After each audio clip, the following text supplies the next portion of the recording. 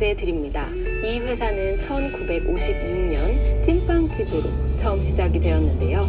이 회사에서 만든 튀김 소보로빵이 유명합니다. 현재는 400명의 직원과 함께하는 대전의 자부심인 이 빵집의 이름은 무엇일까요? 정답은 성심당입니다. 여러분, 갑자기 제가 골든벨 컨셉으로 좀 해봤는데, 성심당 빵 드셔보신 분, 저는 대전에 친구가 있어서 몇 번 먹어봤는데 진짜 정말 맛이 다르더라고요. 맛있더라고요. 오늘은 제가 이 책을 읽으면서 느낀 60년 동안 회사를 운영하는 비결 4가지를 같이 나눠보도록 할게요. 첫 번째 비결, 고객을 기쁘게 해주려고 노력한다. 미진에게 손님은 그저 돈 주고 상품을 사는 고객이 아니라 저마다 다른 사연을 가진 사람이자 성심당의 이웃이었다. 그들에게 특별한 날 유일한 선물을 제공하겠다는 열망이 미진만의 특별한 이벤트로 탄생한 것이다. 저도 사업을 하고 있잖아요. 근데 사업에서 어떻게 보면 가장 중요한 단어 딱 한 가지만 고른다면 무엇일까요? 고객이라는 생각이 들어요. 고객이 없다면 사업도 없을 거고. 권도균의 스타트업 경영 수업이라는 책에서는 이런 말이 나오는데요. 좋은 창업가는 고객을 한 사람 한 사람으로 구분해 각각을 개별적으로 대하는데 그저 그런 창업가는 고객을 직관으로 본다. 여러분 중에도 사업을 운영하고 계신 분들 있죠. 사업을 운영하지 않더라도 내가 블로그를 운영하거나 유튜브를 운영하거나 아니면 내가 어떤 단체를 운영하거나 모임을 운영하거나 다 마찬가지인 것 같아요. 우리 다 같이 이 질문을 한번 던져보면 좋겠어요. 어떻게 해야 나의 고객에게 기쁨을 주고 감동을 주고 행복을 줄 수 있을까? 물론 사업을 하면서 이게 정말 어렵다는 것도 알죠. 상품의 가격이 있잖아요. 가격이 높고 마진이 높으면 그만큼 많은 것을 돌려줄 수 있겠지만 제한된 비용으로 고객을 만족시킨다는 게 굉장히 어려운 일이죠. 그렇지만 지금의 상황에서 돈이 좀 안 들면서도 더 비용을 증가시키지 않으면서도 고객을 만족시키게 하는 방법은 뭘까 생각해보는 거 굉장히 의미 있다고 생각해요. 이때 우리나라의 많은 회사들이 어떻게 하죠? 수입은 없는데 고객은 만족시켜야 되니까 무조건 열심히 일하는 쪽으로 가게 되잖아요. 그래서 노동력을 갈아 넣어서 사업을 하게 되는데 글쎄요, 그게 좋은 방법은 아니라고 저는 생각해요. 일단 오래가는 방법이 아니고 고객보다 어떻게 보면 직원이 만족하는 게 우선이 돼야 돼요. 직원과 운영진이 만족하지 않으면 그 회사가 행복한 서비스를 제공할 수가 없죠. 그래서 이게 진짜 어려운 것 같아요. 이 서비스를 제공하는 사람들도 만족을 시키면서 또 고객도 만족을 시켜야 되니까 이게 참 어려운 거죠. 다행이라면 다행인 게 이게 누구나에게 어렵기 때문에 나만 어려운 게 아니잖아요. 고객도 만족시키고 직원도 만족시키고 다 이제 어려운 거니까 이렇게 즐기면서 하나하나 해결해 나가는 그런 방식으로 해야 되는 것 같아요. 두 번째, 위기는 기회다. 성심당의 이야기에서 가장 크게 배울 수 있는 게 이거예요. 2005년 성심당에 엄청 큰 화재가 일어났어요. 그때 안 그래도 경제적인 고비를 겪고 있을 때라 운영진들은 다 이게 우리 사업의 끝인가 보다라고 생각하고 포기하고 있었어요. 그런데 오히려 직원들이 나서서 이 성심당을 부활시키기 위해서 노력을 했고 6일 만에 다시 빵을 구워냅니다. 이 위기를 극복해 나가는 과정에서 고객들의 응원도 받게 되고 직원들도 다 같이 똘똘 뭉치게 되고 기존에 원래 있었던 문제들까지도 해결이 되는 진짜 위기가 기회가 된 사례이더라고요. 사업을 운영하면서 느낀 게 사업은 그냥 끝없이 문제가 일어나고 그 문제를 해결하는 과정이구나 라는 생각을 할 때가 많아요. 사실 문제들을 다 미리 예방할 수 있으면 좋겠지만 그럴 수 없는 문제들도 많잖아요. 그리고 또 사람이 문제가 일어나지 않으면 뭔가 해결해야 될 과제가 있지 않으면 움직이지 않아요. 게으르니까. 그래서 이게 인생에서 좀 비슷한 것 같은데 이게 삶에 문제들이 일어나잖아요. 그게 물론 안 좋지만 꼭 안 좋은 것만은 아니다. 왜냐면 그래야지 우리가 뭔가를 또 배울 수 있고 또 우리가 그래야지 또 움직이는 것도 있어서 나의 숨겨진 잠재력을 발휘하게 되기도 한다라는 거. 근데 성심당은 어떻게 이 위기를 극복했을까 생각해보면 제가 보기에 성심당의 비결은 오래가는 것에 투자했기 때문이에요. 당장의 이익보다 사람과 신뢰에 많은 신경을 썼던 회사였어요. 그렇게 신뢰를 쌓아나갔더니 직원분들이 다 같이 위기투합해서 이 문제를 이겨냈잖아요. 성심당은 화재 이후 잇따른 소송으로 재정이 어려울 때에도 월급 한 번 밀리지 않았고 직원 감축을 말하는 컨설턴트의 제안에도 흔들림 없이 직원 복지를 보완해 나갔다. 정말 교과서적인 말일지 모르지만 사람과 신뢰를 쌓아나가야 된다. 사람 소중히 여겨야 된다. 근데 차이는 이것을 실행하느냐 안 하느냐의 차이죠. 누구나 말은 할 수 있겠죠. 하지만 실제로 그것을 실행하고 있는가, 그게 어떻게 보면 가장 중요한 것 같아요. 그런데 성심당 사람들은 어쨌든 그것을 많이 실행을 해왔기 때문에 그게 힘을 발휘한 게 아닐까 생각을 합니다. 세 번째는 나다움을 찾았다는 거. 어려운 시절을 보낸 지난 10년간 성심당은 사실 시류를 쫓아가 보려고 애썼다. 아파트와 핵 가족 시대가 열리고 대기업의 프랜차이즈 공세가 가열되면서 성심당도 그들처럼 작고 세련된 빵을 만들고 싶어한 적이 있었다. 그러나 모든 일을 상수로 놓고 방정식을 풀어보니 90년대의 성심당은 어느새 본연의 모습에서 상당히 벗어나 있었다. 화재 사건을 계기로 다시 본래의 모습으로 돌아가야 한다는 확신이 들었다. 성심당 책을 읽으면서 계속해서 나다움이라는 키워드가 떠올랐어요. 굉장히 와닿았고 그리고 저 역시 계속해서 그런 답을 얻게 되더라고요. 아, 내가 다른 사람들을 따라하거나 다른 사람들의 입맛에 맞추는 것보다 내가 나다운 것을 찾아서 자꾸 내 마음속으로 들어가는 게 중요하구나, 내 마음 안에 답이 있구나 라는 거를 많이 느꼈거든요. 어쩌면 오랫동안 빵집 장사를 하신 다른 이제 여러 가지 사례들도 있을 텐데, 성심당은 빵집을 하면서 계속해서 이 빵집의 정체성이 뭐고 성심당 다운 것은 뭔가 이런 것들을 고민했다는 점이 좀 다른 점 같아요. 우리가 운영하고 있는 사업만의 정체성이 무엇이고 나다운 것이 뭘까, 이런 고민들을 우리가 같이 해봤으면 좋겠어요. 네 번째는 비전을 가졌다. 성심당의 무지개 프로젝트라는 게 나오는데요. 대표님 이제 부부가 머리를 맞대고 성심당의 비전을 정한 거예요. 빨간색은 사랑과 나눔이고, 주황색은 비전이고, 뭐 초록색은 환경보호라든지 식자재 관련된 부분, 이런 식으로 쭉 정했는데, 특히 제가 인상 깊었던 부분은 이 무지개가 7개니까 사실 되게 많잖아요. 근데 이거를 매해 7개를 다 하려고 하면 너무 어려우니까 매해 색깔을 정하기도 하고 치마 목표를 매해 조금 다르게 정했다고 하는데, 그 부분이 되게 좋더라고요. 예를 들어서 어떤 회에는 남색을 지정했는데, 남색은 직원들의 역량을 향상하는 거. 그래서 올해에는 직원들의 역량 향상에 가장 많은 노력을 드리자, 이런 식으로 하는 거죠. 회사가 앞으로 1년만 볼 게 아니니까 올해에는 이걸 하고, 다음 해에는 저걸 하고, 다다음 해에는 또 다른 걸 하고, 이런 식으로 이렇게 좀 비전을 세워간 게 되게 인상 깊었어요. 이 책 제가 정말 좋아하는 남해의 봄날 책이어서 더 좋았고요. 역시 책 참 잘 만드시는 것 같아요. 글씨가 좀 되게 커요. 이 책은 저에게 굉장히 많은 영향을 미친 책이에요. 여러분 이 영상 보고 생각나는 점, 그리고 바로 실행할 거 있으신가요? 댓글로 남겨주세요. 그리고 바로 실행하시는 걸로. 저도 바로 실행한 거 있어요. 지금 이 영상 만들면서 세븐아워 멤버들한테 우리 이거에 대해서 회의하자고 보냈습니다. 괴롭히는 거 아니고요. 그럼 오늘 영상은 여기까지고요. 다음에 또 봐요. 안녕.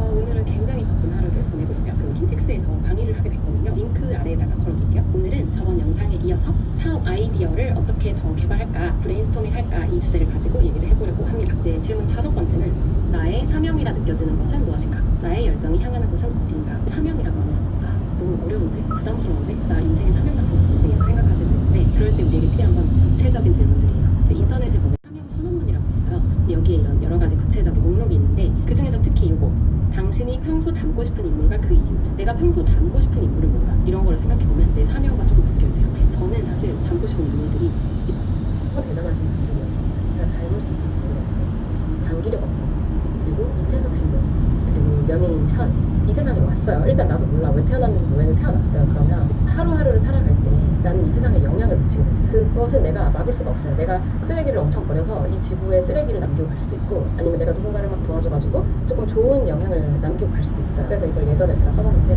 최소 5명의 배고픈 아이가 행복합니다. 내가 도와서 조금 행복해질 수 있으면 너무 좋겠다. 그리고 뭐 어른들이 자신의 꿈을 꾸고 조금 더 원하는 삶을 살 수 있었으면 좋겠다. 나의 가족과 남편이 좀 더 행복해졌으면 좋겠다.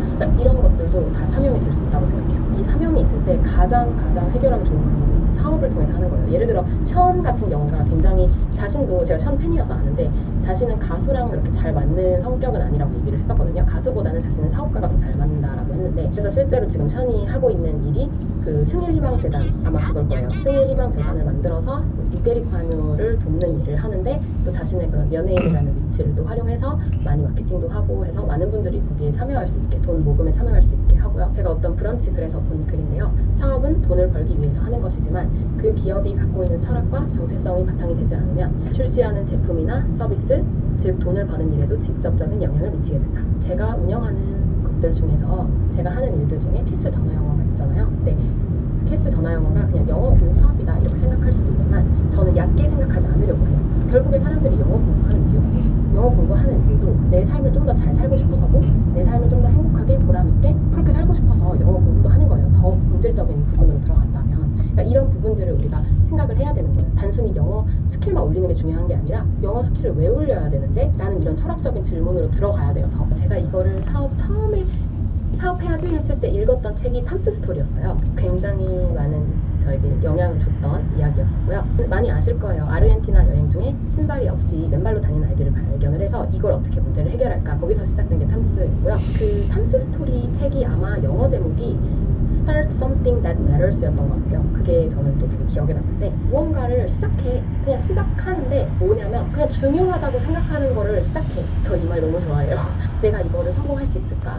뭐 이걸 하면은 뭐 어떻게 될까? 잘 안 되면 어떡하지? 부끄러우면 어떡하지? 막 이런 것들을 다 생각하지 말고 너가 중요하다고 생각이 들어? 그러면 시작해 라는 거랑 저 되게 공감이 되고, 그게 결국 사명이랑도 관련이 있는 것 같아요. 내 생각에 지금 이 문제는 정말 잘못됐어. 그러니까 제가 나중에 학교를 세우고 싶다, 뭐 교육을 받고 싶다 하는 거를 5년 전부터 계속 얘기를 해왔는데, 그 이유가 나는 너무 잘할 것 같아, 학교를 만들면 진짜 좋을 거야, 이런 게 아니라, 저도 모르죠. 저 되게 그럴 능력이 있다고 생각하지는 않는데, 왜 그러냐면 우리나라 교육이 지금 너무 마음에 안 드는 건 사실이니까. 그러면 그걸 바꾸려고 노력을 하는 거는 something that matters잖아요. 그러니까 중요한 일이잖아요.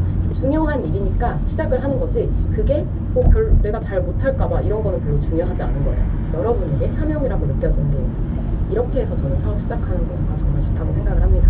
6번째 질문은 외국에는 있는데 한국에는 없는 게 뭘까라는 건데, 저도 외국 여행을 꽤 많이 다녀봐서 이런 것들을 중간중간 느끼게 됐어요. 느꼈던 것 중에 하나가 창업 정보 웹사이트였어요. 이게 외국에는 정보가 굉장히 퀄리티가 높은 정보가 들어있는 사이트가 되게 많다는 걸 알게 됐는데, 우리나라에는 그런 웹사이트가 없고, 외국에는 entrepreneur이라는 그 사이트가 있어요. 제가 이거 링크를 한번 밑에다가 써놓을게요. 그 웹사이트를 보면서 저는 너무 부러웠던 게, 와, 우리나라에는 창업을 치면은 다 창업 속보, 광고, 프랜차이즈 광고만 나오고 제대로 된 창업을 공부할 수 있는 내용은 나오지 않는데, 외국에는 그런 웹사이트가 너무 내용의 퀄리티가 탄탄한 거예요. 그래서 그걸 보면서 나도 저런 게 있었으면 좋겠다, 우리나라에도 해서 제가 만들었던 게 어느 날 창업이라는 웹사이트였어요. 제가 그걸 몇 개월 하다가 그만두게 된 게, 수익을 연결을 못했어요. 그러다 보니까 너무 시간이 많이 들어가는데 수입이 전혀 안 나니까 이걸 계속 지속하기가 어렵더라고요. 외국에 이제 슈퍼마켓 가면은, 마트에 가면은 락토프리 제품이랑 글루텐프리 제품이 진짜 많아요. 이제 락토프리는 우유 못 먹는 사람들에 대한 제품이고, 글루텐프리는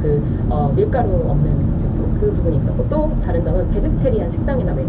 외국에는 베지테리안 식당 메뉴가 너무 조금 많이 보편화되어 있는데 비해서 우리나라에서는 채식주의로 살기가 굉장히 어렵다라는 거를 제가 느꼈는데, 전 채식주의자는 아니지만 그런 부분도 또 느꼈었고, 또 뭐 이런 거 등등. 그러니까 여러분이 외국 여행을 갔을 때 이런 게 여긴 있는데 여긴 없네, 이런 거를 조금 관찰을 해보면은 또 그것이 아이디어가 될 수 있다고 생각해요. 다만 이게 장단점이 있어요. 외국에 있는데 우리나라에 없는 거면은 가능성은 있죠. 왜냐면 외국인이나 우리나라 사람이나 기본적으로 같은 사람이기 때문에 욕구는 비슷할 것이다. 그런데 또 다른 점도 있어요. 문화나 환경, 그런 차이가 또 있기 때문에. 예시가 하나 뭐냐면, 제가 예전에 이제 작은 창업 통해서 만났던 분 중에 강아지 옷을 판매를 하려고 생각하신 분이 있었어요. 그러니까 한국에는 강아지 옷이 많은데 외국에는 강아지 옷이 없으니까, 제가 얘기해보다가 느낀 거는, 외국 사람들은 강아지들의 옷을 잘 안 입히더라고요. 그러니까 강아지는 자연 그 자체인데 거기다 옷을 입히면 좀 답답하고 좀 학대하는 그런 느낌이 있어서 잘 안 입히는 그런 생각이 있더라고요. 그러니까 아무래도 조금 잘 안 맞는 거죠.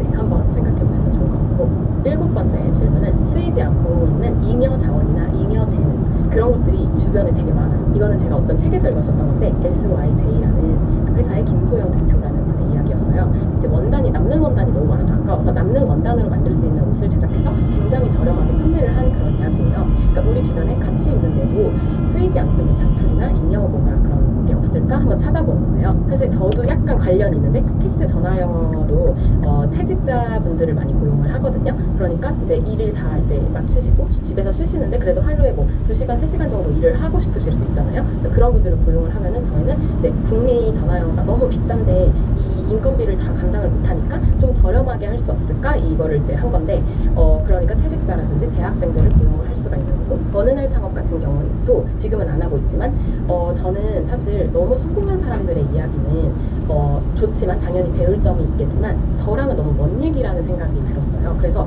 저는 굉장히 성공한 사람 얘기보다 진짜 내 옆에 있는 뭐 호빵 가게 하시는 분, 아니 뭐 떡볶이 가게 하시는 분들의 이야기를 들어보고 싶었거든요. 그래서 그런 취지로 원래 만들었던 건데, 지금은 안 하고 있지만, 그런 식으로 뭔가, 근데 이제 유명하신 분들은 그런 인터뷰도 많이 하지만, 안 그런 분들은 인터뷰를 할 수 있는 잉여 어떤 그 재능이 있는데도 불구하고 안 하고 있는 거잖아요. 그런 식으로 좀 생각을 했었고요. 또 이제 우리 주변에 정말 많은 이제 문제이기도 한 거는, 이제 여성분들이 육아 때문에 경력 단절이 되어서 이제 정말 많은 능력을 갖고 계신데도 활용하지 못하는 경우들이 꽤 있죠. 그래서 이런 부분도 또 생각해 볼 수 있을 것 같아요. 또 여러분들이 이제 얘기 들으시면서 생각나는 거 없으신가요? 이제 공유 경제도 어떻게 보면 비슷하죠. 우리 집에 남는 방 하나 있는데 이 방으로 어떻게 좀 뭐 할 수 없을까, 이렇게 하면서 요즘 공유 오피스도 많고.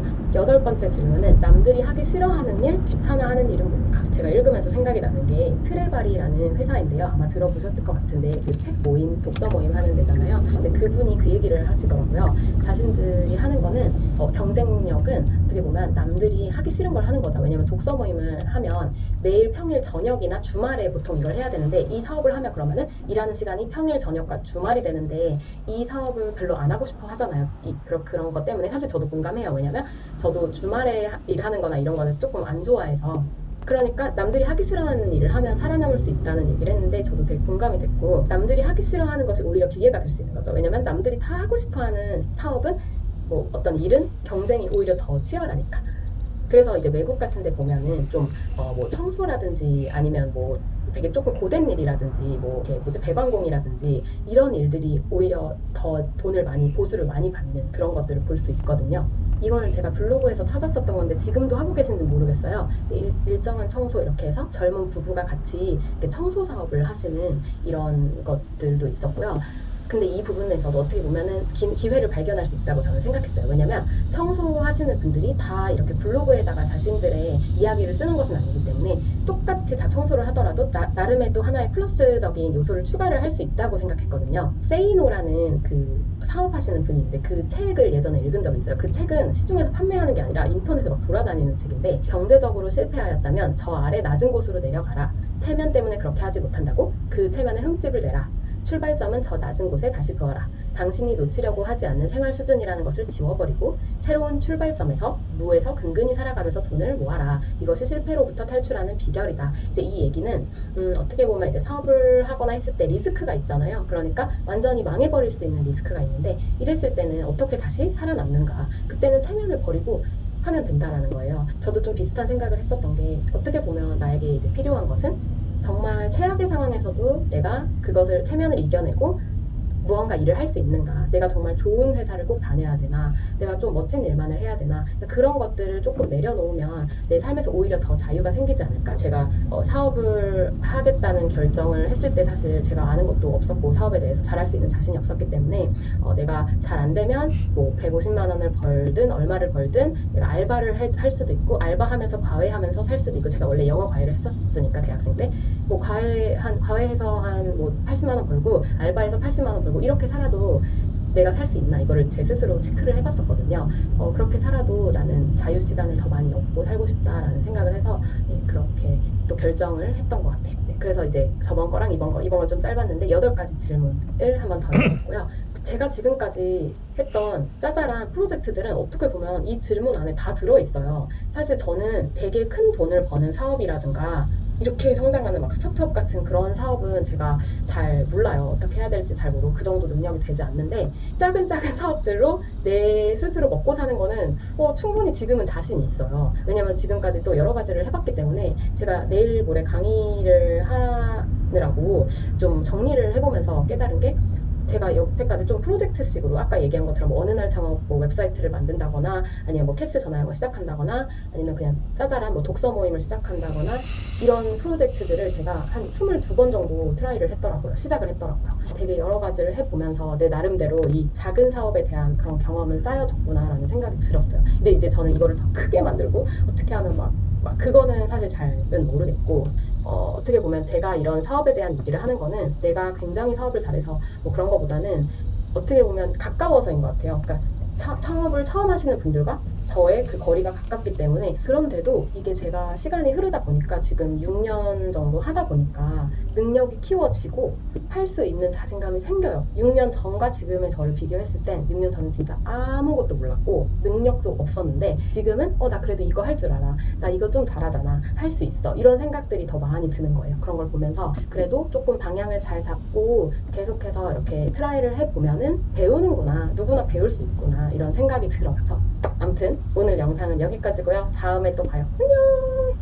여러분 요즘 돈 관리 어떻게 하고 계신가요? 저는 한때는 열심히 돈을 모았던 적이 있어요. 대학생 때는 돈 벌어서 생활도 하고 여행 가고 싶어서 열심히 돈 모았고요. 결혼 전에는 결혼 비용을 모으기 위해서 또 돈 열심히 모으고 적금 들러 맨날 은행 왔다 갔다 했었고요. 결국 3만 원을 24살 말까지 모아가지고 25, 1월 되는 해에 1,000만 원으로 결혼을 했고요. 결혼한 직후에도 우리가 살 집 보증금을 마련하기 위해서 저희가 해외에 있을 때도 열심히 돈을 아꼈었어요. 막 외식도 안 하고요. 가계부도 쓰고요. 호주에 있었을 때도 외식을 한 일주일에 한 번? 많으면 2번 했던 것 같아요. 요즘에는 그렇게 막 돈을 아끼고 모으는 데 많이 집중을 하고 있지는 않아서 가계부도 안 쓰고 많이 이렇게 관리를 못했어요. 그래서 좀 더 신경을 써야겠다 싶더라고요. 오늘은 제가 1일 1장 돈습관 책을 읽으면서 배운 마인드, 팁 같이 나눠볼게요. 의미 있는 곳에 계획적으로 쓴다라는 말이 이 책에서 나오는데요. 우리가 무조건 돈 쓰지 말자, 아끼자, 그냥 무조건 저축 많이 하자 이런 얘기가 아니라 내가 소비하는 것 중에서 사실 나한테 별로 필요 없는 거, 나한테 별로 가치 없는데 그냥 습관적으로 쓰는 것들이 많이 있는 것 같아요. 그런 낭비를 줄이자는 거예요. 왜냐면 낭비를 하게 되면 내가 더 중요하게 생각하고 더 가치 있게 생각하는 거에는 돈을 못 쓰게 되니까. 가계부를 쓸 때 기록을 하는 게 목적이 아니라고 해요. 그냥 내가 기록해서 아, 나 참 열심히 기록했구나 이 목적이 아니라 내가 전달에, 전전달에 얼마나 돈을 썼고 어떤 곳에다 썼는데 아, 이 중에서 이런 부분은 내가 안 써도 됐던 거다. 다음 달에는 쓰지 말자. 이렇게 돌아보고 내 생활 패턴을 보고 변경을 하려는 목적이 있다는 거예요. 여러분이 쓰고 있는 것 중에서 낭비라고 생각되는 것들 있으신가요? 제가 낭비하는 게 뭘까 생각해봤는데 제일 생각이 난 게 식재료였어요. 외식을 자주 하게 되면은 식재료를 좀 사놓은 다음에 까먹고 그냥 상하고, 그리고 또 부모님이 보내준 음식도 못 먹고 남고 이런 경우가 많아서 제가 또 이런 생각을 했는데, 제가 돈을 더 벌고 일을 더 많이 해서 내가 집밥을 해먹기 좀 힘들게 되면은 차라리 저는 돈을 적게 벌고 일을 적게 하고 좀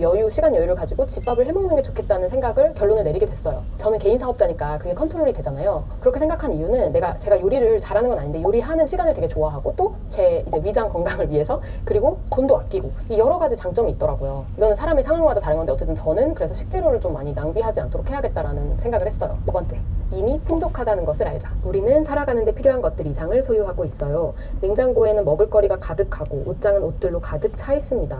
이미 가지고 있는 것만으로도 생활할 수 있습니다. 일단 목표를 잡아보세요. 한 달 동안 온라인 쇼핑 안 하기, 사흘 동안 무지출하기, 열흘간 냉장고 파먹기 등등. 생각보다 성공적이어서 놀랄지도 모른답니다. 저 이거에 100% 공감하거든요. 어떨 때 저는 우리 너무 풍족하다. 먹는 것도 항상 배가 불러서 문제지 배고파서 문제가 되는 경우는 거의 없잖아요. 이 세상에는 뭐 세계의 절반이 굶주린다고 하는 그런 책 제목도 있는데 너무 많은 사람들이 먹을 게 없다는데 우리는 사실 너무나도 풍족하잖아요. 그래서 진짜 더욱이 낭비를 하면 안 된다는 생각이 들고, 단순히 돈을 아끼기 위한 기술이 아니라 태도고 철학인 것 같아요. 나는 지금 이미 참 충분해, 풍족해 라는 태도인 거죠.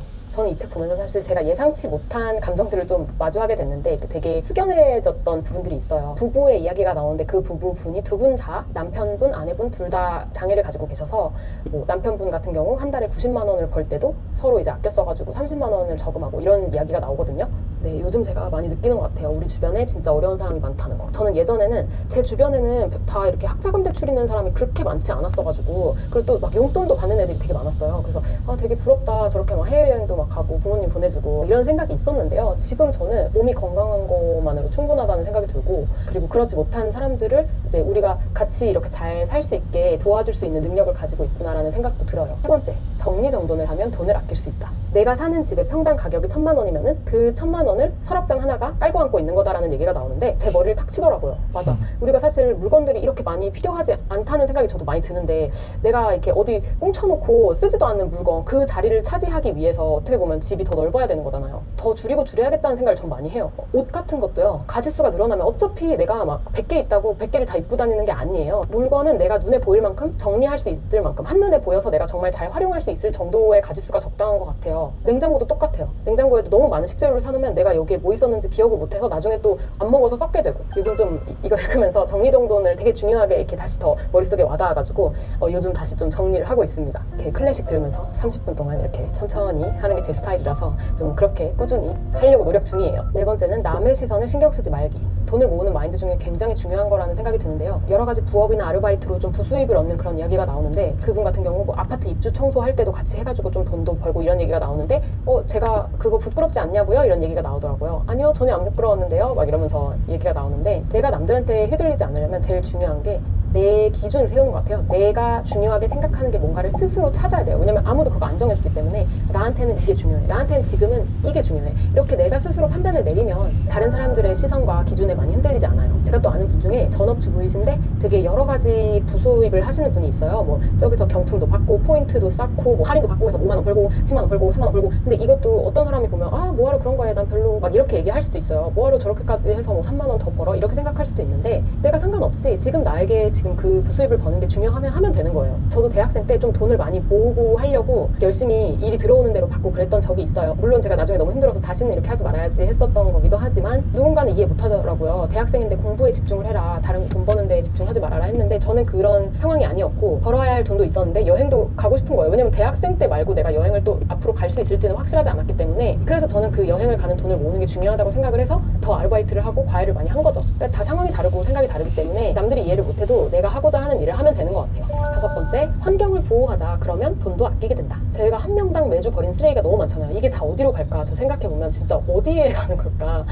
우리가 물건 하나를 살 때마다 포장도 너무 많잖아요. 쓰레기가 계속 나와요. 우리나라가 분리수거는 전 세계에서 2위래요. 굉장히 잘하는데 분리수거를 하면 우리가 다 저건 재활용 되겠지 생각하는데 사실 거기에서 뭐 15% 정도밖에 재활용이 안 된다고 하더라고요. 그럼 나머지는 다 쓰레기예요. 저희 시어머님께서 굉장히 짠순이셔서 진짜 이 책에 나오셔도 됐을 것 같은데 돈 때문에 아끼는 것도 있지만 자원 낭비 자체를 좀 안 하려고 하시는 편이라 종이가 있어도 거의 다 쓸 때까지 버리지 않고 봉지 같은 것도 한 번 쓰고 버리지 않고 물도 그냥 막 틀지 않고 약하게 틀어놓고 이런 식으로 하시거든요. 좀 허투루 쓰지 말아야겠다 이런 생각을 하고 있어요 요즘. 6번째, 나를 개발하는 게 돈 버는 거다. 여기 짠돌이 나오시는 분들 중에 책을 되게 많이 강조하시더라고요. 저도 되게 공감이 되고 저는 뭐 책을 꼭 내 자기 개발로 생각해서 읽는 것만 아니고 내가 그 시간 자체를 즐기지만 전 그런 생각이 있어요. 내가 책을 한 달에 얼마를 읽나를 생각을 해봤어요. 뭐 5권 읽을 때도 있고 3권 읽을 때도 있고 뭐 7권 읽을 때도 있고 한데 근데 아무리 많이 읽어도 10권 이상은 잘 못 읽더라고요. 그러면은 내가 한 달 동안 돈을 써도 10만 원, 15만 원이더라고요. 그래서 생각이 든 게 아 나는 책에 대한 돈은 아깝지 않게 생각하겠다 이렇게 생각을 바꿨고 아니면은 도서관에 가서 봐도 되잖아요. 내가 나를 개발하고 나한테 배움이 되는데 쓰는 거에 10만 원, 20만 원 쓰는 게 아까운 게 아니다라는 생각을 하게 됐어요. 학비로 총 2천만 원이 들었지만 자기 개발에는 돈을 아끼지 않았습니다. 최고의 재테크는 몸값을 올리는 것이니까요. 아끼고 공부하고 투자한 시간들이 저를 베스트셀러 작가이자 재테크 강사, 방송인으로 만들어 주었습니다. 내가 돈을 모으려 그래도 내가 일단 돈을 벌어야 번 돈을 아낄 수 있는 거기 때문에 나에게 투자하고 내가 앞으로 더 성장해서 돈을 벌 수 있는 능력을 키우는 게 어떻게 보면 돈 버는 방법이 맞는 것 같아요. 7번째, 생활 습관을 바꾸면 돈이 모인다. 그러니까 사실 뭐 돈을 모으기 위해서 내가 따로 시간을 들여서 뭐를 막 열심히 하고 그런 것보다는 매일매일 내가 하는 그런 습관들을 잘 바꾸는 게 좋다고 생각해요. 그리고 저는 좀 그런 생각을 하는데 좋은 생활 습관을 잘 가지려면 시간이 있어야 된다는 생각을 많이 해요. 아까 말씀드렸다시피 좀 바쁘게도 살아봤고 또 여유를 많이 가지고도 살아봤는데 제가 생각해보니까 이게 돈 차이가 막 크게 안 나는 경우가 많아요. 많은 일을 하면 돈은 더 벌지만 시간이 없기 때문에 또 내가 할 수 없는 일들이 많이 생겨요. 그래서 아웃소싱을 해야 돼요. 예를 들어 내가 밥을 해먹을 시간이 없으면 다 외식을 해야 되고 내가 뭐 빨래를 직접 할 시간이 없으면 빨래를 다 맡겨야 되고 외벌이 맞벌이 얘기가 나오는데 외벌이로 돈을 버는 것보다 맞벌이가 훨씬 돈은 많이 벌지만 외벌이가 돈을 아낄 수 있는 여지는 훨씬 많다는 얘기도 나오거든요. 이거는 자신의 선택이겠지만 내가 돈을 더 많이 벌어서 다 이제 돈을 들여서 아웃소싱을 한다 뭐 이런 것도 선택이 될 수 있죠. 근데 개인적으로 저는 약간 그 일상의 균형을 되게 중요하게 생각을 해서 지금은 저는 무조건 시간이 중요하다 쪽이라서 좋은 습관을 가지고 하루하루 살아가기 위해서 내가 시간이 좀 여유가 있어야 된다. 솔직히 너무 바쁘면은 좋은 습관 가지기가 쉽지 않다고 저는 생각합니다. 책에서 나오는 습관들은 뭐 자전거를 타고 다니는 습관, 걸어 다니는 습관, 도서관에 자주 가는 습관, 물건을 끝까지 쓰는 습관, 중고 거래를 많이 쓰는 습관 이런 것들이 나오는데요. 그 외에도 뭐 엄청 자잘한 팁이 되게 많이 나와요. 저는 개인적으로 이번에 책을 읽으면서 제가 물건도 좀 관리를 못해서 옷도 좀 금방 망가뜨리고 가방도 되게 금방 구멍 나게 하고 이러거든요. 그래서 그거를 저는 막 가방도 막 아무데나 던져요. 그래서 그거를 조금 좀 이렇게 아껴 써야겠다 물건을. 그리고 여기에 아이 키우는 엄마분들이 많이 나와서 아이 키울 때 팁이 되게 많이 나와요. 저는 지금 아이가 없지만 나중에 아이를 키우면 이렇게 해야겠다 생각한 게 많고 특히 장난감을 많이 사주지 말아야겠다라는 생각을 했습니다. 여러분은 앞으로 어떤 습관을 새로 추가하고 싶으신가요? 또 돈 모으는 방법 여러분의 팁이 있다면 댓글로 알려주세요. 그럼 오늘 영상은 여기까지 할게요. 안녕.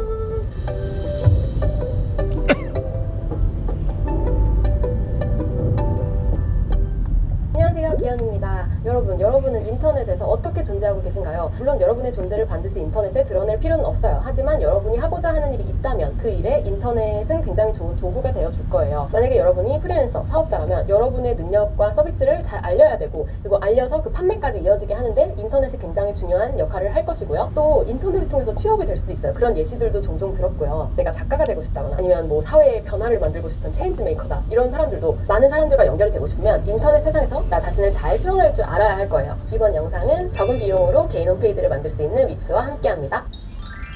첫 번째, 나를 알아야 됩니다. 나에 대한 이해를 바탕으로 한 정리가 필요합니다. 나도 나를 잘 모를 때가 많은데 이거 소개하려는 쉽지 않은데 이때 글쓰기가 도움이 많이 됩니다. 여러분은 뭘 좋아하는 사람이고 뭘 잘하는 사람이고 어떤 꿈을 가지고 있고 어떤 걸 중요하게 생각하나요? 대통령의 글쓰기라는 책을 쓴 강원국 작가님이 얘기했던 건데 생각이 정리가 안 될 땐 생각 속에서 정리하려고 하지 말고 일단 다 글로 풀어 쓴 다음에 그걸 눈으로 보면서 정리하라고 하더라고요. 내가 글을 쓰고 뭐 여러 가지 방법을 통해서 내가 나를 좀 더 이해했다면 나를 한마디로 정리해야 됩니다. 사실 이게 쉽지 않은데요. 나는 굉장히 복잡한 생명체고 한마디로 소개하기 힘든데 사람들은 긴 설명을 들어주지 않습니다. 여러분 길게 말하는 게 쉬울까요? 짧게 말하는 게 쉬울까요? 제가 느끼기에는 짧은 게 훨씬 어렵습니다. 왜냐면 핵심만 놓고 다른 거 다 빼버려야 되거든요. 근데 빼는 게 쉽지 않아요. 여러분은 어떻게 소개할지 한번 써보세요. 노트 지금 있으시면 한번 써보시고 한번 생각해보세요. 머리 아프긴 한데 아니면 뭐 댓글로 써주셔도 좋고요. 저는 이상 커플을 소개할 때 블로그 프로필이나 뭐 유튜브에다가 이렇게 한마디로 썼어요. 연애하듯 사업하며 종종 세계 여행 다니는 이상 커플입니다. 사실 저에 대해서 얘기하려면 저는 책도 좋아하고요. 저 이런 꿈도 있고요. 저 중퇴한 경험도 있고요. 뭐 할 말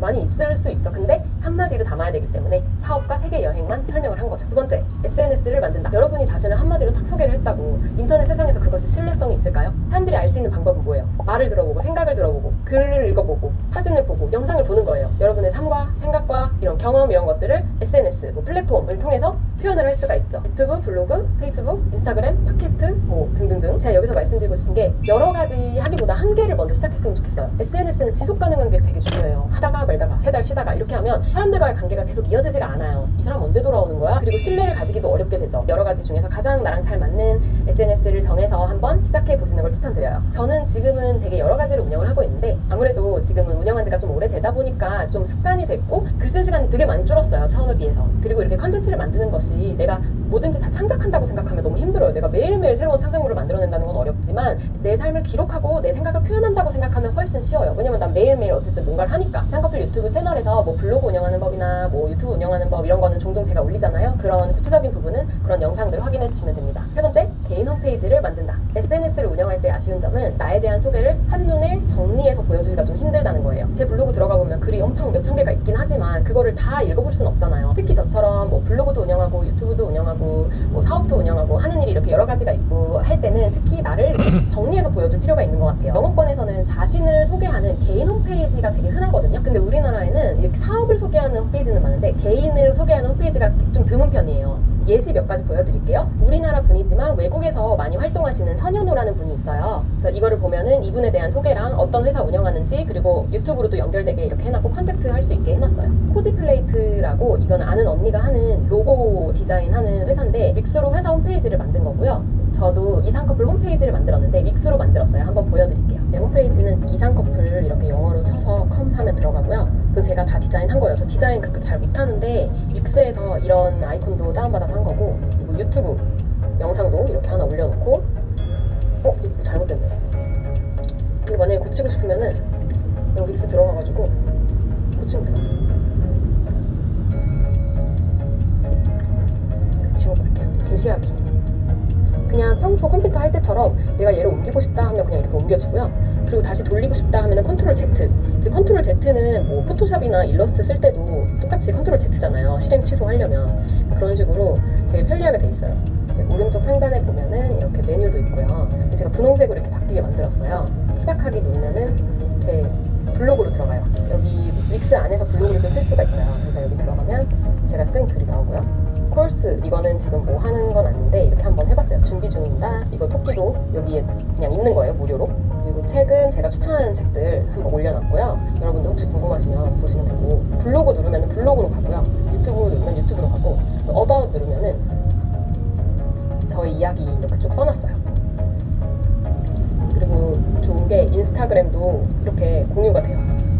제가 뭐 새로 올리면 또 여기도 알아서 업데이트 개발하는 방법을 직접 배워서 직접 개발할 수도 있고 의뢰를 맡길 수도 있는데 또 하나의 방법으로 저는 믹스를 정말 추천하고 싶어요. 이건 제가 제작 지원을 받아서 추천하는 게 아니라 정말 좋은 방법이라고 생각을 하고요. 내가 의뢰를 하면은 돈도 돈이지만 내 마음대로 막 이렇게 바꿔보면서 내 입맛에 맞게 할 수가 없거든요. 일단 만드는 건 다 무료예요. 그래서 그냥 다 만들어 본 다음에 만약에 여러분들이 나중에 결제를 하고 싶으시면 결제를 하면 되고요. 결제를 안 해도 홈페이지를 쓸 수는 있어요. 다만 믹스 광고가 위에 떠있게 돼서 그게 좀 보기 안 좋아요. 저는 월 12.5달러짜리를 결제를 했는데 이게 1년 결제를 하니까 또 할인이 돼서 한 달에 한 10,000원 정도 돼요. 믹스 제작해보고 싶으시면 제가 더보기란에다가 링크 걸어둘 테니까 들어가서 한번 만들어 보시고요. 또 제 홈페이지 링크도 아래에 걸어놓을게요. 네 번째, 방향은 내가 아니라 너다. 아무리 개인 브랜딩이라고 해도 퍼스널 브랜딩이라는 해도 방향은 내가 아니라 바깥쪽으로 가야 돼요. 사람들은 나에게 관심이 없어요. 항상 무관심에서 시작한다는 걸 알아야 돼요. SNS 운영하시는 분들이 자기 얘기만 하는 경우가 정말 많거든요. 나를 어떻게 소개하지? 이런 것보다 내가 다른 사람한테 뭘 도와주지라는 질문을 해야 되고요. 내가 상대방에 초점을 맞춰서 상대방을 도와주는 활동을 계속 하게 되면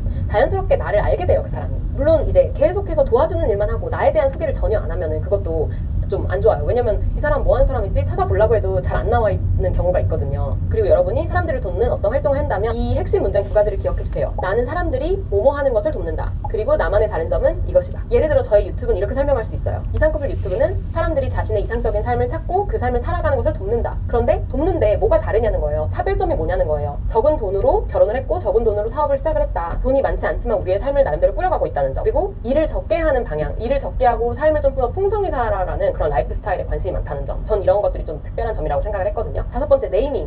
제 이름은 박기현인데요. 제가 박기현으로 이렇게 온라인에서 활동을 하진 않잖아요. 저는 또 남편이랑 같이 하니까 뭐 창민이와 기현이 이렇게 할 수도 없고 그래서 그냥 이상커플이라는 단어를 정한 거죠. 네이밍을 할 때는 세 가지 정도로 기억하세요. 도메인 검색을 해보시고요. 영어로 어떻게 표현할지 생각해보시고요. 네이버에 검색해보시고요. 그리고 내가 유튜브 할 거다, 뭐 인스타 할 거다 하면 거기도 검색을 해보시고요. 근데 이름을 정하기가 되게 힘들어요. 그래서 이름을 못 정해서 시작 못 하시는 분들이 있는데 그럴 필요는 없다고 생각합니다. 일단 그냥 지금으로서 최선을 그냥 대충 정해요. 민망해도 정하고 그 다음에 일단 한 다음에 나중에 이름을 바꿔도 돼요. 저 이름 되게 많이 바꿨어요.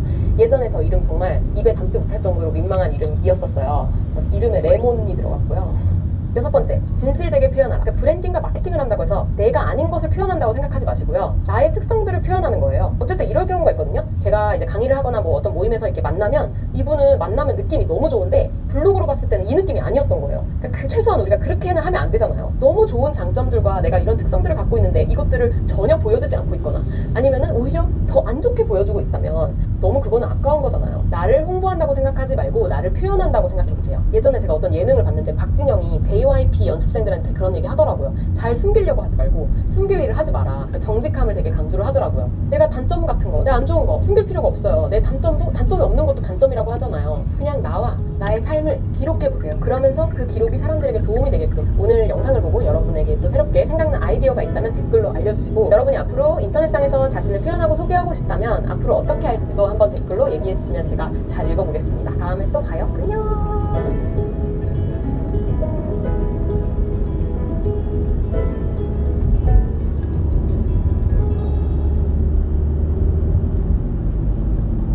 안녕하세요. 오늘은 뉴욕에 있는 기현입니다. 사업이 얼마나 좋은 거냐면요, 여러분. 저에게 사업은 이런 것이에요. 제가 하고 싶은 일을 하면서 사람들에게 도움이 되는 일을 해요. 심지어 나에게도 도움이 되는 일을 하고요. 그러면서 돈도 벌어요. 예시를 두 가지 들어볼게요. 저는 유튜브를 하면서 유튜브를 촬영하고 제작하고 편집하는 방법을 배워요. 여러분, 제가 저번 영상에서도 잠깐 언급했지만 4차 산업시대에 로봇이 AI가 절대 따라가지 못한다고 하는 4C라는 그 인재의 뭐 역량 이런 것이 있어요. Creativity, Communication, Collaboration, Critical Thinking. 발음 구리나? 유튜브 영상을 찍고 만드는 것에 이 네 가지가 다 들어가요. 저는 이 역량들을 기를 수 있어서 좋고 또 내가 하고 싶은 일과 활동을 하니까 좋고 거기다가 사람들은 이걸 통해서 도움을 받고 그리고 유튜브를 통해서 수익도 들어오죠. 이런 게 제 기준에서는 완벽한 사업이에요. 두 번째 예시, 전화영어 사업도 마찬가지예요. 저는 이거 운영하면서 영어도 배우고요. 사업을 어떻게 운영하는지도 배워요. 근데 사람들이 이걸로 도움을 얻고 저는 이걸로 돈을 벌어요. 만약에 이 중에 하나가 빠진다면 어떻게 될까요? 첫 번째 예시, 나는 사람들에게 도움을 주지 않는데 나는 돈을 받아요. 이거는 이제 사기꾼이죠. 아니면 나는 돈을 벌고 사람들도 도움을 받지만 내가 이거를 하는 거를 싫어해. 내가 즐겁지가 않아요. 그러면 내가 이 일을 지속할 수가 없죠. 저는 겸사겸사라는 말 되게 좋아해요. 나도 좋고 너도 좋고 서로 윈윈이 되는 것. 그리고 돈도 벌지만 배움도 되는 것. 이렇게 여러 가지 이유가 있기 때문에 어떻게 보면 제가 유튜브랑 전화영어 사업을 오랫동안 할 수 있는 것 같아요. 만약에 제가 이런 일을 하는 이유가 한 가지의 이유밖에 없었다면 시간이 지났을 때 저의 동기나 흥미가 점점 사라졌을 것 같아요. 만약에 여러분들이 제 기준에서의 이 완벽한 사업을 하고 싶다면 어떻게 하는 게 좋을까 생각을 해봤는데 두 가지가 있어요. 크게는 내가 타겟인 사업을 하는 거예요. 첫 번째로 내 필요와 내 수요를 찾고 나에게 도움되는 거를 만든 다음에 다른 사람들에게도 그거를 똑같이 적용해서 나도 도움을 받고 다른 사람도 도움을 받는 것을 만드는 거예요. 저희 부부한테는 그 영어 사업이 그런 케이스였고요. 이때 사업적으로 좋은 점은 내가 타겟을 정말 잘 이해할 수가 있어요. 내가 고객의 입장에서 생각하기가 수월해져요. 이게 사람이 남의 입장을 상상한다, 생각한다는 게 굉장히 쉽지 않은 거라고 생각하거든요. 그리고 여러분들이 여러분의 수요를 찾을 수 있을 때 만약 여러분이 외계인이 아니라면 이 지구상의 누군가는 여러분과 비슷한 수요를 가지고 있을 거예요. 근데 안 좋은 점도 있어요. 안 좋은 점은 내가 타겟이다 보니까 내가 필요한 거잖아요. 그래서 내가 그 문제를 가장 잘 해결하는 사람은 아닐 수가 있어요. 예를 들어 사업을 시작할 때 초반에 저는 영어를 잘하지 못했기 때문에 이런 니즈가 있었던 거잖아요. 그러니까 제가 영어를 잘하고 싶은 그 문제를 가장 잘 해결해주는 사람은 아닌 거죠. 뭐 예를 들어서 뭐 영어 전문가라는 사람이 있다면 그 사람이 다른 사람의 문제를 전방에 과속 방지턱이 연속됩니다. 가르치는 서비스가 아니라 이제 캐나다 선생님을 연결해주는 서비스였기 때문에 제가 영어를 지금 완벽히 잘하지 못하더라도 서비스를 할 수 있다고 생각을 했어요. 우리가 어떠한 문제가 있을 때 그 문제를 해결하는 방법이 반드시 한 개만 있는 게 아니죠. 여러 방법이 있는 거예요. 그러면 제가 실제로 이거를 적용해서 어떤 식으로 아이디어를 이제 전방에 과속 방지턱이 있습니다. 심리학 강의도 듣고 책도 읽고 뭐 역사 공부도 하고 나름대로 되게 호기심 탐구를 하고 있는데 이걸 할 때 또 토론하는 게 좋아요. 사람들이랑 같이. 제가 어제는 뉴욕에서 수연님하고 창민이하고 같이 한 3시간, 4시간을 토론을 했어요. 제가 앞으로 그래서 하고 싶은 게 같이 토론하고 전방에 과속 방지턱이 있습니다. 저죠. 제가 이거 하고 싶어서 하는 거예요. 전방에 과속 방지턱이 있습니다. 나도 좋고 남도 좋고 돈도 벌고 이 모든 것이 완벽해지는 또 시츄에이션이 되는 거죠. 두 번째 방법은 내가 가장 잘 해결해 줄 수 있는 것을 찾는 거예요. 이거는 내가 타겟은 아니에요. 내가 경험이 있고 능력이 있고 잘할 수 있는 것. 저의 경우라면 누군가 유튜브를 운영하는 거를 뭐 코칭을 해줄 수도 있고 인생에 대해 뭐 계획 짜는 걸 도와줄 수도 있고 인생 전방에 과속 방지턱이 있습니다. 도움을 줄 수 있겠죠. 내가 가장 잘 해결하는 일이라는 거는 뭐냐? 결국에는 내가 그 경험이 있어야 되는 게 중요한데요. 제가 예전에 인터뷰했던 순천의 박원희 호스텔 이제 사장님이 있으세요. 그분이 뭐라고 했냐면 전문가는 대학교를 졸업한 사람이 아니라 전방에 과속 방지턱이 연속됩니다. 에 따라서 이제 결정이 되는 거다라고 얘기를 하셨는데요. 경험을 하지 않고 고민만 하는 게 더 힘들어요. 내가 경험을 하고 생각을 하려면 부딪혀야 돼요. 도전을 해야 돼요. 안 될 것 같은데 시도하는 게 도전이죠. 어차피 지금의 내가 보기에는 다 내가 못하는 거고 다 내가 할 수 없는 것 같은 일들 투성이에요. 그랬을 때 내가 무언가 그냥 부딪히게 되면 이제 어렵죠. 그러니까 고민이 생기죠. 근데 그 고민의 과정에서 나는 발전을 하고 성장을 하고 배움을 하게 되는 거예요. 또 나만의 경험이 쌓이고요. 그 과정에서 나만의 비법, 나만의 이론, 나만의 생각을 찾아 나가야 돼요. 미리 경험해본 누군가에게 배우는 것도 분명히 중요하지만 그것만으로는 안 돼요. 내가 나름대로 또 생각한 그런 생각, 경험, 이론들이 필요해요. 예를 들어 어떤 사람이 체력이 굉장히 약했어요. 근데 그걸 계속 부딪혀서 연습하고 노력하고 해서 내가 건강한 사람이 됐어요. 그러면 같은 고민이 있고 문제가 있는 사람들을 도와줄 수 있겠죠. 마녀체력이라는 책을 쓴 작가님이 그런 경우이고요. 그분은 20대, 30대 때보다 40대 때가 더 건강해졌다고 해요. 만약에 그분이 원한다면 뭐 다른 사람들의 체력을 증진해주는데 도움이 되는 어떤 상품을 만들 수도 있는 거겠죠. 저 역시 이제 비슷하고요. 돈이 없는 상황에서 내가 어떤 나의 업을 만들어내야 되는 상황이 있었고 그거를 어쨌든 돌파를 하면서 내 나름의 경험이 생기고 생각이 생겨서 이거를 또 같은 고민을 하는 사람들에게 도움을 줄 수가 있는 거죠. 물론 거기다가 내가 문제를 해결하는 상품을 만들려면 상대방이 어느 정도 인정할 만한 그 신뢰성, 크레더빌리티가 있으면은 좋기는 하죠. 뭐 예를 들어 내가 유튜브를 다른 사람이 어려워하는데 그거를 내가 해결해 줄 수 있다라고 했을 때 내가 유튜브가 3만 명, 4만 명 이런 게 있으면은 훨씬 더 신뢰성이 있겠죠. 정리하면 남도 돕고 나도 돕는 사업하는 방법. 첫 번째, 내가 타겟인 사업을 한다. 두 번째, 내가 가장 잘 도와줄 수 있는 사업을 한다. 오늘 제가 얘기하면서 영어로 키워드를 좀 잡아봤는데요. 윈윈, 나의 수요, 문제 해결, 경험, 도전, 내 이론, 신뢰성 이런 키워드들 중에 오늘 생각에 남는 거 하나 담아 가시면 좋을 것 같아요. 그리고 또 여러분은 여러분만의 경험과 생각과 이론들을 만들기 위해서 지금은 내가 잘 못하지만 어떤 거를 한번 부딪혀서 돌파를 해보고 싶으신가요? 댓글로 알려주세요. 그럼 오늘 영상은 여기까지 할게요. 다음에 또 봐요. 안녕.